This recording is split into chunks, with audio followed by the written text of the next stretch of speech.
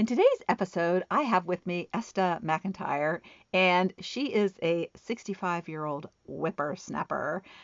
She lives out in LA, and unfortunately, she has a fitness place, which I say unfortunately because she's dealing with COVID and she's having to shift how she does business.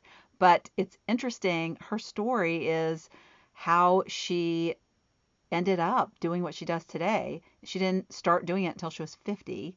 So she has an interesting childhood and she's recently documented it in her life in a book. So we talk about her new book that just launched in August. So I have a copy and I've started reading it and I can't wait to finish. And we talk about a lot. She and I have a lot in common. We're just about the same age, both graduated from high school in the 70s. So we really got along and it was really great to meet her. I just met her on social media. So I think you'll like her too. If you like listening to me, you're going to love Esta. So without further ado, let's get on to the episode so you can meet Esta.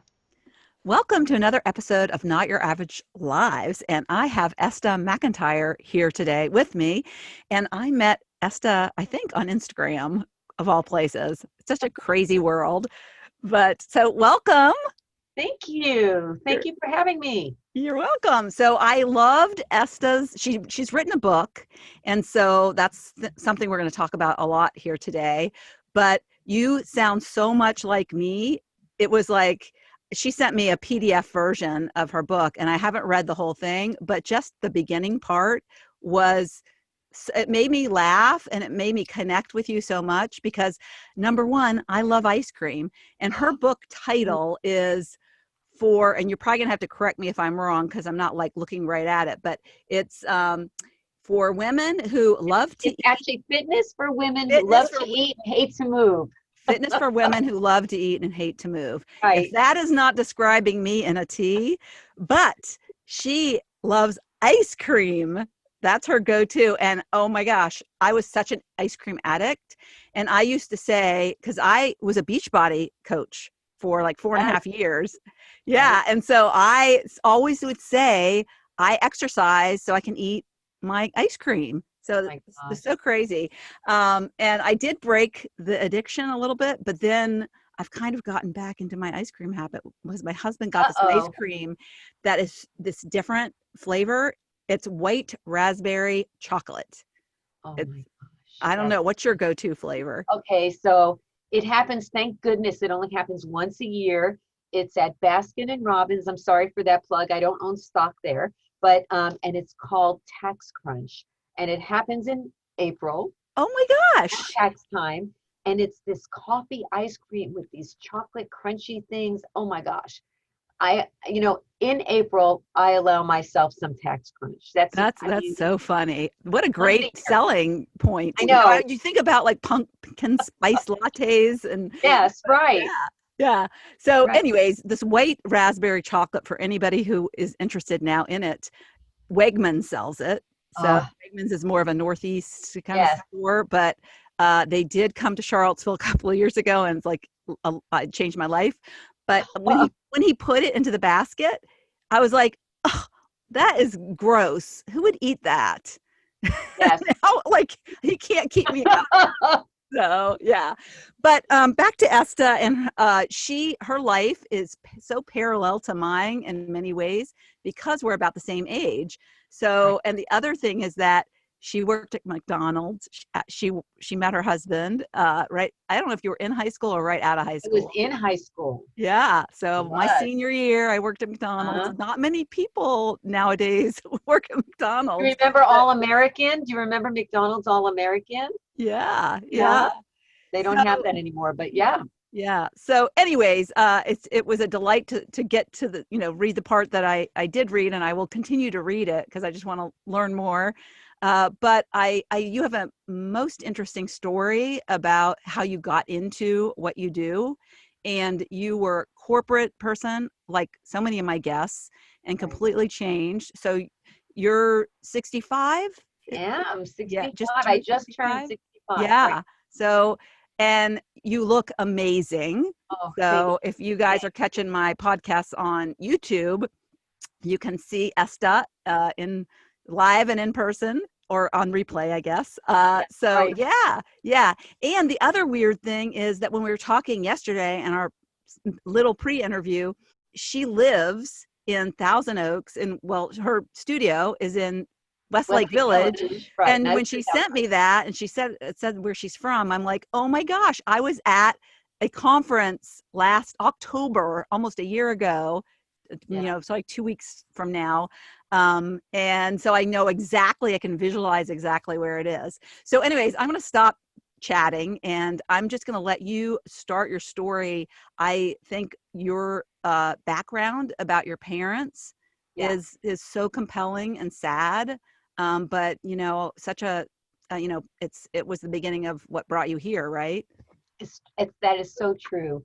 And so I guess I'll start there. I'm the product of two clinically obese parents. So my dad lost 100, gained 100, lost 100, gained 100. And he did that twice in his adult life and died young, too Yeah, young, 58. 58 years old. Yeah, I And saw my that. mother had a similar story with not quite as many pounds, but she was sickly her whole life, severely diabetic. And so I just figured from the start that my gene pool was so awful that I was destined to follow that path. And there's one story that you'll read early on in the book that was so notable to me because it was something I had no memory of. And that's that, we grew up in the housing projects in New York City. And we had they're teeny tiny little apartments. And they have these little galley kitchens, and there was room for a very small refrigerator. What I had no I always remember our refrigerator being full because my dad worked for a frozen food company. And so at the end of the day, our freezer would be filled with ice cream and cakes. And, back in those days, the frozen dinners were a little different than what we have today, but junk. It was just filled with yummy junk. And we were the only people in the housing projects that I know that had an oversized refrigerator in the little dining room. So they went out and bought this huge refrigerator. Um, Wow. and so that's telling, right? Yeah. So I lived my life, though, overweight my entire life and worked a corporate job where I sat at a desk. And honestly, when I got in the mood to exercise, I would lay down till the mood went away. It was not, Yeah. or watch exercise videos while eating Oreos, Yeah, I have a question. Yeah. One thing that stood out to me was when you said your mom died, she was 80 and cranky, or Yes. use some word of like her disposition was negative. She was. And yeah, and so that was so sad to me because that state it's not only unhealthy on the outside, it's so unhealthy on the inside. It's so true, but what I didn't know growing up was that she was bipolar, because Mm. in those days they didn't diagnose the way that they do today, and they also didn't have the medications that they have today. So later in her life, she was medicated, and actually probably the last 2 years of her life were my best with her. But she was not a happy human her whole life. So, so I was in corporate America and sitting at a desk, and I always did well in business, always. Uh, but but I lost and gained 60 pounds 5 times in my adult life, over my adult life. And how And did you lose the weight? oh, let me tell you, I could tell you every way there is to lose weight. I mean, I did everything short of stomach stapling, I would say. I mean, I did everything. And I'll tell you about the last time because that really kind of epitomizes how I felt. I struggled, as I said, so much with the whole weight thing. And every time I would get up 60, I had that 100-pound number because of my dad having lost 100, gained 100. And I thought, God, I'm heading in that direction. I have to do something. So the fifth time, 5 times that I gained it back, I did what any self-respecting woman would do. I marched into a plastic surgeon's office and I said, I really want you to suck it out. I wanted the path of least resistance. I didn't want to struggle, food, calories, I didn't want to do it anymore. And luckily, he was very conservative. And he said, I would do that for you, but you're too big. You have to lose some weight. You won't be happy. And so, fine. That was my attitude. Fine. So at the time, I don't know if you remember back then, but we had fen-phen. Fen-phen was a drug, was phentermine and fenfluramine. And one was an upper and one was a downer. So you would take one in the morning and one at night. And I thought, okay, I'll show him, I'll lose the weight, but I'm going to take this drug, which I did. And I thought it was a miracle drug because not only I feel like it messed with the serotonin levels and dopamine in the brain. And, it's not that food didn't matter, but it didn't matter as much. And so I lost weight, easily. So And was it like an appetite suppressant? it was, Yeah.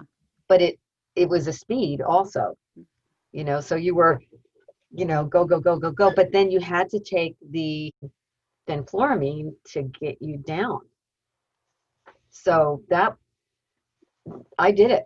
And I had a little bit of liposuction because I went back in and I said, look at me, I've lost the weight, and so they did a little bit of surgery. But I talk about in the book how right after that, the fenfluramine was outlawed. It was taken off of the market because people were having heart problems from it that were permanent. And so, and this will give you some sense of how off base I was as far as my thought process about losing weight. I thought, oh, well, thank goodness I found that before they took it off the market. Not, oh, do I have a heart problem?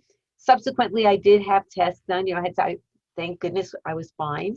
But my thought was, oh, I'm so glad I found it before they took it away. Yeah, it's almost like you're going to have heart problems if you're overweight. So it's like either way.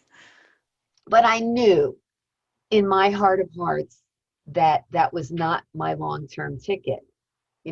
I knew. So when after I'd recuperated from the surgery, I asked the doctor, okay, I know I really need to take, because I still had more weight to get off. I know I really need to get this weight off. He gave me the name of two doctors. One was the doctor that had given me the fen-phen, and I immediately ruled that out. And then I went to a chiropractor who's not even practicing here anymore, who had a holistic, food plan, weight loss thing. So I did that, went back to my corporate job, and then got myself what I lovingly call a cookie cutter trainer at the local big box gym. And I hated it. I mean, I hated it. I hated lunging across the gym. And you could see they were doing the same thing. It didn't matter your shape, size, age, you lunged across the gym. And at that time, I'd become friends with the chiropractor. And he said, I have a friend. He was a trainer to the stars, and he's willing to see you. And my little housing projects mentality kicked in, and I said, trainer to the stars? I can't afford him. I'm not going. And after doing some research, and he had trained famous people, I thought, it's free, I'll go. And his undergrad degree was in exercise physiology, but his master's and doctorate are in psychology. So while he was, beating you up physically, he was here. And he said, I said to him, I'm really interested in your services. Can you please tell me your fee? And he said, why don't you come back? And the only place he would see me was at this local tennis club, this local expensive tennis club. So I came back, I saw him again. He said the same thing. Why don't you come back? And now I'm suspicious. You got to tell me what you cost, or I can't decide if I'm coming. So he keeps giving you freebies. Consults. Freebies. That's right. So finally I said, look, I'm not going to come back. You just have to give me the scoop here. And he was very expensive. And now remember, this is. And you didn't mean ice cream scoop, did you? No, that's right. Ooh, choice of language. I didn't even think about that. Subconscious. Ooh, Yeah, I just got to wonder yeah. why you keep going back. That's No. your neuro coaching kicking in. So, Yeah. so I did. I decided, there is something different about this man, and not only that, I had to join the tennis club. I had to pay a lot of money for him, and he would not see me less than twice a week.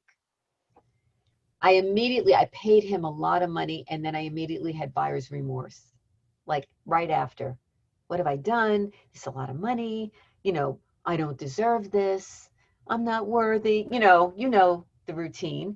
So you And have this housing project mindset, but you're in California. when I'm in California, in an affluent area of California, training with a guy who had trained, the likes of I don't know if I should say names, but famous people who Mm. and Probably older people, right? Like more our age. yeah, that's correct. Yeah. Um, and and so I thought, okay, I had to calm myself down. My husband has always been my voice of reason. He's always been so supportive. So, but But I at this felt, point, you're at a good weight. yeah, No? I probably had about 20 more to go, Okay. right? So I probably had lost 30, 35 pounds and had 20 more to go. Hmm. And so I thought, okay, I can figure this out. And so I thought, you know what? I always bought beautiful clothing because I was in corporate. I love clothes. And I had a lot of, designer clothing that didn't fit me any longer. So I learned eBay. I figured out how to sell them on eBay, and they sold. And I thought, okay, there's something to this. So I went from $0 in this little account I set up to 300. And then I thought, there's something to this. So then I would go to stores like Ross and TJ Maxx and Marshalls and look on the sale, research what would sell, look on the sale racks and find something, put it up on eBay. And if it didn't sell, I would return it. And that is how I paid for that man for 2.5 years. Oh my goodness. How I became a resourceful. I became a power seller on eBay. Then I started went to the clothing shows in Vegas, and I'm still working corporate, and I had to, A little side hustle. yeah, but it was a pain in the neck. But I did it, you know, and and that's just a message to people that you can do anything that you set your mind to. You just have to want it. You just have to really decide whether or not you want it, right? So Yeah, go all in and not just one tippy toe in. So he must have exactly. been doing something with you that the other trainer in the big box gym didn't Yeah, he do. was changing my mind. He was Mm. changing my thinking. That's why the kind of coaching that you do is so vital, right? It starts here. I mean, there there is a there's a She very pointed to her brain yes. for Sorry, listeners. I'm Yes. pointing. Starts here. Yeah. There's a very succinct methodology though for for staying healthy and getting in shape when you're older, especially if you don't supplement with hormones, right? I don't want to get too much into that, but the methodology is different when you're older than when you were 30. You don't get healthy in the same way. You have to employ different techniques. So But you were and you were with him for 2.5 years. I imagine you got in really great shape mentally and physically. And then you're working your corporate job. What exactly did you do in corporate? I was information systems director. Oh gosh, I mean, same similar field. I know. I read that and I thought, oh my God, that is so funny. Yeah.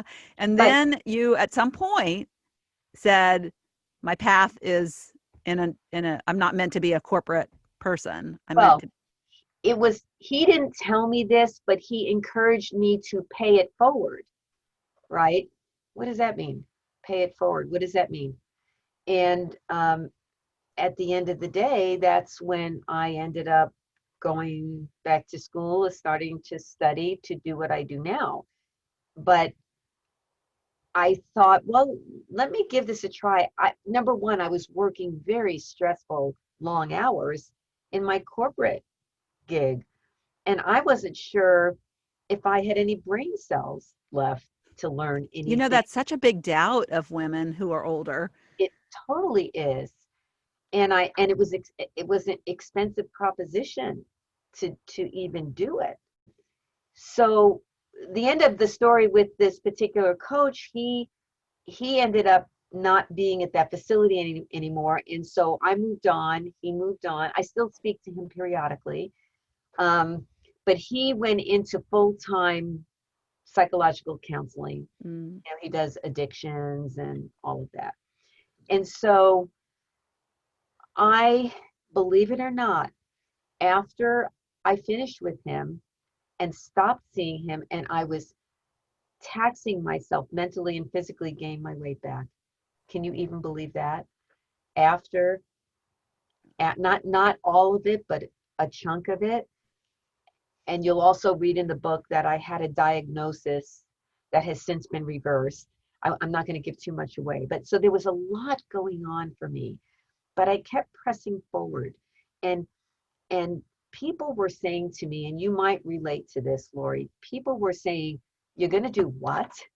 You know, here I have, you know, a comfortable 6-digit income, and I don't know, I suppose there were people who might have cut off an arm to have that position, but I was exhausted from it, you know, from the pressure of deadlines. And so I didn't tell too many people, because when I did tell people, the feedback was not positive, and it created in me that self-doubt.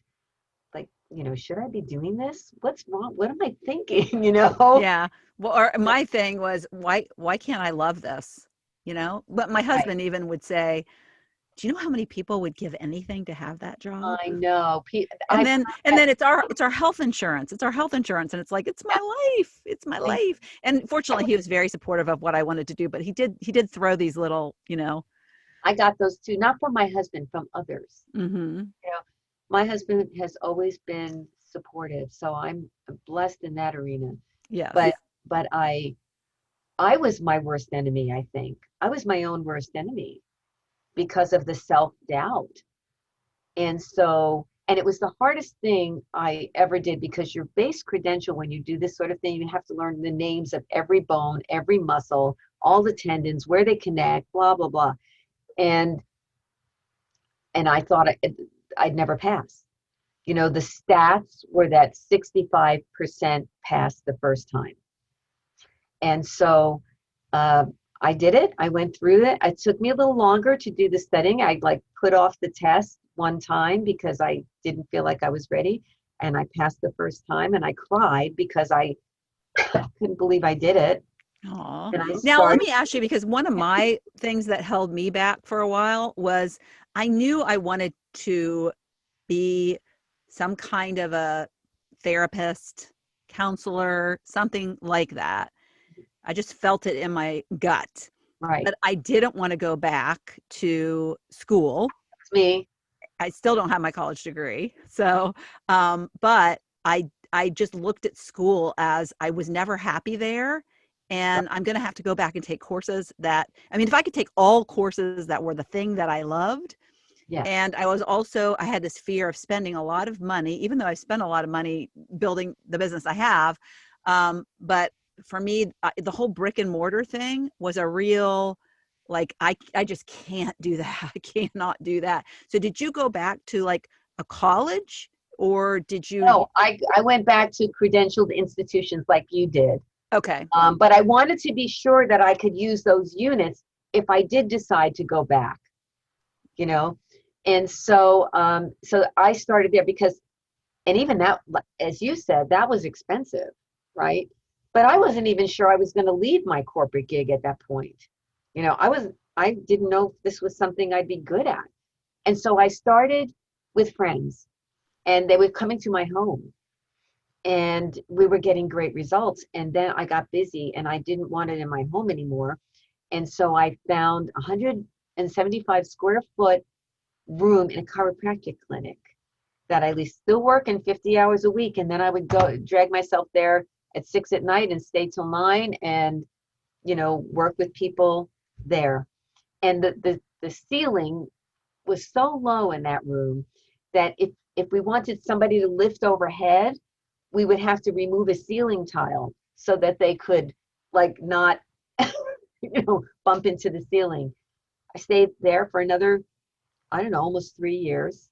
Learned a lot about the body in a chiropractic clinic, and they had acupuncture there and other Yeah, I modalities. love that. My chiropractor has a fitness facility and they're very much into the whole body. That's that That's whole what we have here. yeah, We yeah, have that whole body thing here, except yeah. we are a fitness facility in Los Angeles, which is not what you covet right now. But we are a medical fitness facility, so that allows us to see at least one-on-one. We just can't do groups of people. Mm.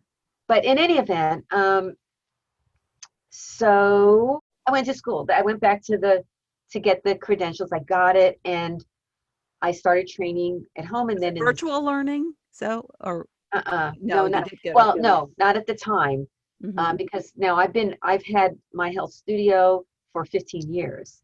So some of it was online. It wasn't actually, we didn't really have online. It was more listening and then some live. Because I went through the National Academy of Sports Medicine. At that time, they were located in Calabasas, which is right near me. Now, since they're in Arizona now, but So um, I'm just trying to understand that you have this studio and you have a book now that's about fitness, but yet you hate fitness. So can you yeah, tell me like I hate how traditional. I hate traditional fitness. traditional fitness? So Like tell me like about I that. hate, I hate being on a, I don't know, a Like treadmill. elliptical machine. I used to And do that. My 30 I minute like it. routine I mean, was like if I 20 minutes on elliptical, 10 minutes on the bike. And oh, yeah. but our studio is very unique in that we have things like bungee jumping and fitness trampoline dance Oh my and gosh, I want to come. tap fit, which is you put these things right over your sneaker and it turns them into tap shoes, Oh my you God. know. And so we have modalities. I mean, we have some of the other things that you find like Zumba, but we are also an MS facility, multiple Mm. sclerosis, and because I have credentials now for that as well. And the bungees we use therapeutically. So if people don't have use of their legs, we strap them into a bungee, and they're now hanging from the ceiling, and they lose their fear of falling. And so Oh. we can then strengthen them, and we also use the fitness trampolines for them with bars. Yeah, I And saw one of the testimonials was from somebody who yeah, had MS. So yeah. that's really It, powerful. and So do you have this? It just came up in my head, yeah, but I love Shark Tank. So I'm always watching Shark Tank. There was a I just read his couple, book. huh? Read one of their books. Yeah.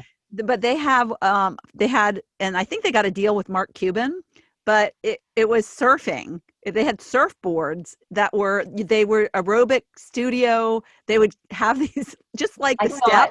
the I step. saw Yeah, it. yeah. And I was That's like, that's what I go for. Like I'm always looking for something that you just don't find everywhere, whether it's a modality or a piece of equipment or a and it saddens me that the future of fitness, at least for the next few years, is going to be different because of COVID. So we can't have the numbers that we have now. Everything will be hybrid for us. So everything right now we stream over 20 classes a week, but it will be, obviously we can't do bungee, you know. So, but we did send people home with trampolines so that they could do that. So I could work with them one-on-one on Zoom and get them through it. So, and we have so grants for the so MS. you put the fun in fitness. That's that's really what I want to be known for. But I also, And I do you also, have a snack bar that sells ice cream? no, I don't. If only. No, I didn't want to get involved in the food thing because the health department stuff is just too gnarly. Oh. But but I also get results for people, and I think that's really. I'm going to rephrase that. I really help people to get results for themselves, right? Because I can encourage, I can motivate, I can certainly keep someone safe, but what I cannot do is do it for them. And Yeah, and you that's don't want them to need Esta for the rest of their no, life, you know? no, You want them to like e- fly, little bird, fly. exactly. And so I think that's where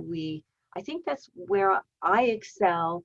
And I look for other instructors who work in that way. Because, I feel like they're an extension of my health studio brand. And I already did coaching all over the United States via Zoom. And so now that book has sort of unbeknownst to me or unplanned has added to that coaching. So And what is the age dynamic or 45 to demographic? 70, 45 to 75-year-olds actively aging though. Hmm. So like I don't really work with seniors that are on walkers. That's not it. Somebody like me who, either wants to be energetic and still can move some, those outside of the MS world, those are the people that we work with. Because the human body is amazingly resilient, Lori, don't you think so? Yes. Yeah. So, And I think it's really important. My chiropractor is an affiliate for the 100-year life oh, program. yeah, And they have this whole thing. It's the 5 pillars, but your foundation and the structure, which is strength building. And, so right, I've been having this problem with my leg, and it's because I've been sitting too much at my right. computer. And so I'm not getting up enough. And so I had gotten out of the habit of going to the chiropractor. It's good to kind of have the maintenance. I had knee surgery when I was 16. I had a ski accident. So I Oh, tend to get out of alignment easy yes, just because yes, I tend to not right, even subconsciously favor my left right, right, side. right. So it started flaring up on my left side, which is my bad side. So I had to go in for like for 4 weeks, like a week every week, and get adjusted. And now I'm like every 2 weeks. But it's so funny how quickly the body comes back, It does. if you start Right. doing the right exercises. She was doing these resistance, like push against my hand, these tests. I swear my left leg, absolutely zero strength. Nothing. that's Yeah. that's because I haven't been working out lately. It's just started getting back into yoga. So yeah, it's resilient. However, we have to keep maintenance up, just like our car, Yeah. if we want to live with vitality. Mhm. And I don't That want is to be I don't want to be a frail. I want to live to be over 100, but I want to be a strong 100. absolutely. That's why the mind is so important. The thought process is so important. The input is so important, right? I think even more so than the mechanics of getting stronger and getting your body healthy. Part of that, a big part of that is the brain, right? Hmm. Because Yeah. that's where everything originates. Yeah. It's So, funny too, because you have to also believe it's possible. And, when I was doing the health and fitness stuff full time, there's so many people say, well, I have a bad knee. Well, I have a bad knee too. And that used to be my excuse. But what I found is the more that I worked out, the stronger it got, and it hurt less. oh, So that's I actually, by working out more, I have zero knee pain anymore. see, I mean, and my leg issue is like down the side. It's not even my knee. So the stronger that you build the structure around a bad joint or some thing, you can build it up. You have to be careful in the beginning. Don't do anything that is like hurting you. But if it's just a little sore, that's, you're going to be sore as you're getting stronger. well, you know what? If there's one thing that people take away from whatever they hear today, I would say it is that you have to find a knowledgeable and professional team with whom to work because, for the very reason that you just described, if you've got pain down the side of your leg, you want somebody who understands and will keep you safe through that healing process. And that team, if you read the book, you'll find that the concept of the team is the common thread throughout the whole book. And each of us has a team that's different. My team might consist of in my case, a little bit of massage therapy, hypnosis, there are the recovery things and assisted stretching. Everybody has a different team. And of course, my physicians and, all of those people are part of my team.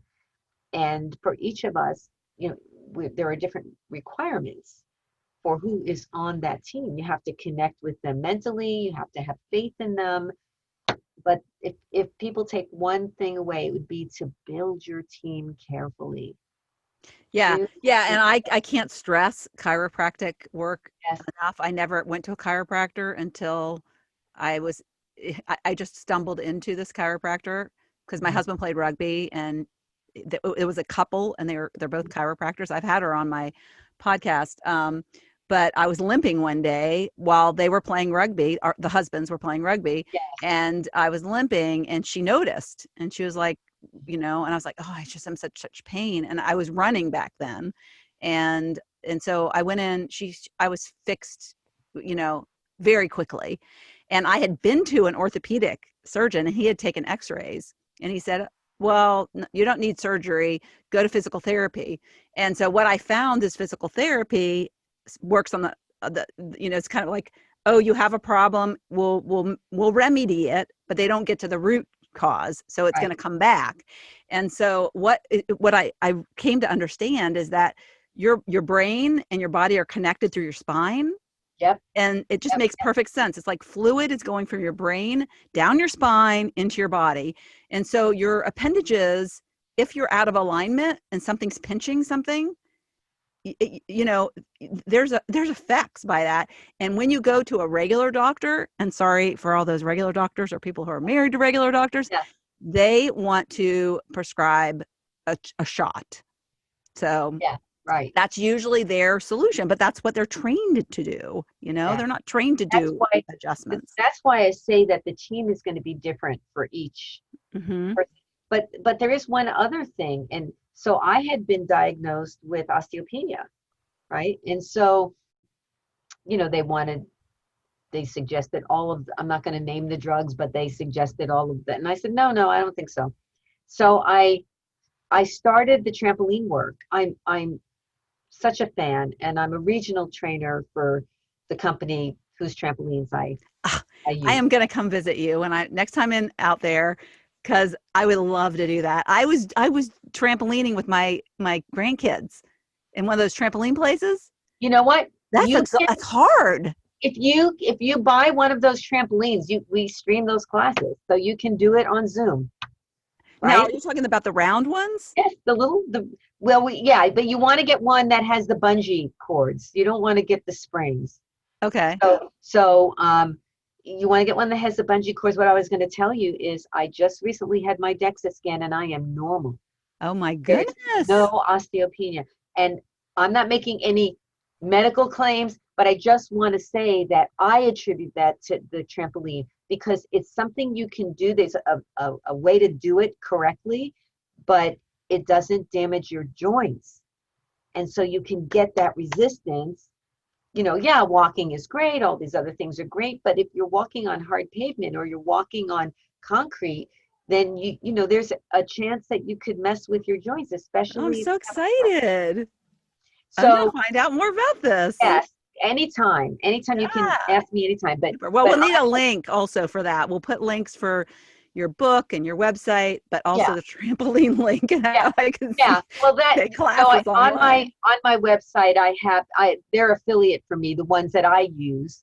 Okay, But great. I tell people if you don't want to get that one, make sure you get something that has bungee cords and not springs. Okay. That's All really right. So let's finish out by talking about your book because I okay. am so fascinated wanting to do a book of my own. And we had a conversation before we recorded about some ideas about how to get started on that. Yeah. You have finished the process and you just went Yeah. on, I think you said the 11th of August. August. Yeah. And you did it in less than a year. In fact, you did. put it on hold, you said, because of COVID. Right. So how amazing is that? And didn't you hit the Amazon bestseller? Didn't you say that? Yeah, 5 categories. Oh my God. Bestseller in 5 different categories. And I was just afraid that I was going to be, basket weaving, but no, it was 5 wellness categories. So that was good. That must be so amazing. It's such an amazing feeling. Yeah, it was. It was pretty cool. Yeah. And so now you're doing book signings and I'm Drive-by book we just signing. coincidentally met. You didn't even like reach out to me. It was just like, I think I was doing some stuff on Instagram. Yeah. So definitely how do you want to, what do you want to leave the listeners with? You have so many, and that's the thing, that when we get to be this, I think what you said is you call yourself a sexagenarian, which has nothing to do with sex, but it has to do with, 60 or over. Yeah. Yeah. People say, what is that? Yeah. But since my sex podcasts do the best, maybe in the title I'll put sexagenarian, and they'll be like, oh, another sex one. But anyways. I'm gonna read that quote that you like. Oh yes. I read that quote. To start the episode with that, so I will say it because it was so profound, and I brought it up, so I would say it. Thanks for remembering. So in her introduction to her book, and something that made me like her even more was this quote, and it says, "Be the kind of woman that when your feet hit the floor each morning, the devil says, 'Oh crap, she's up.'" Right. And I think besides gathering your team, the thing that I would leave people with is you got to keep your sense of humor through all of this. The aging process sometimes can be rough, and as you're overcoming obstacles, keep laughing, you guys. Keep laughing. There's so much research on the value of laughing. My favorite sound. Someone once asked me, what's your favorite sound? And it would have to be the sound of laughter, especially kids' laughter. But I mean, laughter in general, right? Yeah. There's some people with just the best laughs. It's like I know. A treat when you hear people laugh who have those laughs. And, I believe that what you put out comes back. So the more you laugh, the more you get it back in return. That's right. I have one of those very loud ones, though. So if I'm in a seminar and it's been recorded, I'll get phone calls that say, "You were at that seminar, weren't you?" They can hear my laugh in the background. So there are worse things, right? Yeah. That's great. All righty. Well, thank you so much for your time and for what you do and for being brave and being somebody that the devil says, "Oh crap, she's up." It's just, you've been a delight, and I am definitely going to meet you in person next time I come to California. I hope so. For some reason the universe brought us together. Yes. And I feel like I have a new friend. So I know, me too. All right. So thanks so much. Oh, thank you. Thank you so much for tuning into the Not Your Average Lives podcast. If you haven't yet, make sure to subscribe on iTunes if you have an Apple device. You can find free resources and learn what else I have going on at the moment that might interest you on my website at notyouraveragegrandma.com. You can also find me on Instagram or Facebook at Not Your Average Grandma. If you liked this episode, it would make my heart so happy if you could leave me a 5-star rating. You can also add a review to let me know what you like about this podcast, which will help spread the word about it to others who need a little midlife inspiration. As always, be you, listen to your inner voice, and focus on reigniting that lost spark so you can start living your own, not your average life.